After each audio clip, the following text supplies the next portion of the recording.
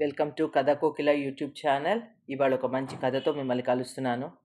బుద్ధుడు జీవించి ఉన్న కాలంలో శ్రావస్తి నగరంలో ఒక ముసలి బిచ్చగత్తె ఉండేది. ఆమె అసలు పేరు ఎవరికీ తెలియదు. కానీ ఆమె ఎప్పుడూ సంతోషంగా ఉండటం చూసి అందరూ ఆమెను సుఖవతి అని పిలిచేవారు.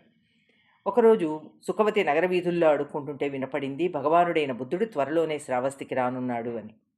సుఖవతి తనకు తెలియకుండానే బుద్ధుడి రాక కోసం ఎదురు చూడటం మొదలుపెట్టింది. ఆవిడ అడుక్కుంటూ నగర శివార్ల వరకు పోయి అక్కడే సాయంత్రం వరకు ఉండి వెనక్కి వచ్చేది. కొన్ని రోజుల తర్వాత బుద్ధుడు వచ్చారు. సుఖవతి ఆ సమయానికి నగరం శివార్లలోనే ఉంది. బుద్ధుడి వెంట అనేక మంది భిక్షువులు చకచకా నడుచుకుంటూ సుఖవతిని దాటుకొని పోయారు. బుద్ధుడు తనని చూసి చిరునవ్వు నవ్వినట్లు, నా వెంటరా అని చెప్పినట్లు అనిపించింది సుఖవతికి. ఆమె మనసు పులకరించి ఆయన వెంటే పోయింది.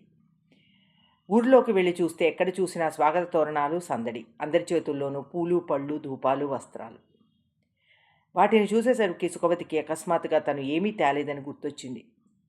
అంత గొప్ప భగవంతుడికి ఒట్టి చేతులతో దర్శించడం ఏం బాగుంటుంది అనిపించింది. తన దగ్గర ఏమున్నదో వెతుక్కుంది. ఒక చిన్న నాణెం మాత్రం ఉంది. ఆ నాణ్యాన్ని పట్టుకుని పక్కనే ఉన్న శెట్టి దుకాణానికి వెళ్ళింది. కొంచెం సరిపడా దీపానికి సరిపడా నూనె ఇవ్వమంది. ఆ నాణ్యం ధరకు అసలు ఏ కొంచెం నూనె కూడా రాదు అన్నాడు శెట్టి. ఇదిగో ఈ నా కొంగు చించి ఇస్తాను, ఈ పీలిక తడిసేంత నూనె ఇవ్వు చాలు, భగవానుడి ముందు దీపం వెలిగిస్తానని ప్రాధేయపడింది. బుద్ధుడి కోసం అనేటప్పటికీ శెట్టి మెత్తబడ్డాడు.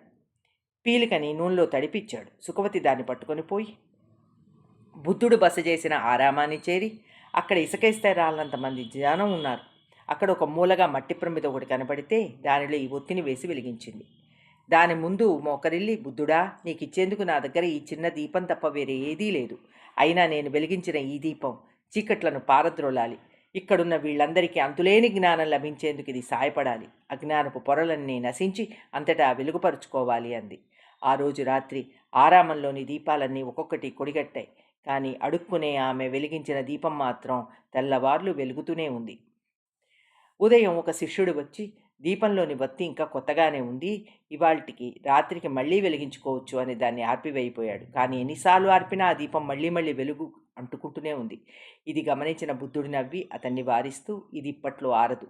సుఖవతి వెలిగించిన ఈ జ్ఞానదీపం ఆమెకే కాదు, అనేక మందికి ఆసరా అవుతుంది. ఈ జ్ఞానాగ్నిలో అనేక మంది జీవుల కర్మలు సమూలంగా నశించనున్నాయి. పవిత్రమైన హృదయంతో, బలమైన సంకల్పంతో వెలిగించిన ఈ దీపం వల్ల ఆమె ఈసరికే పరిశుద్ధురాలైంది. తన సొంత తపస్సు ఫలితంగా ఆమె రానున్న కాలంలో దీపకాంతి అనే పేరుగల బుద్ధుడు అవుతుంది అన్నాడు. మనం చేసే పనులకు బలాన్ని చేకూర్చేది మన మనసులోని పవిత్రతే.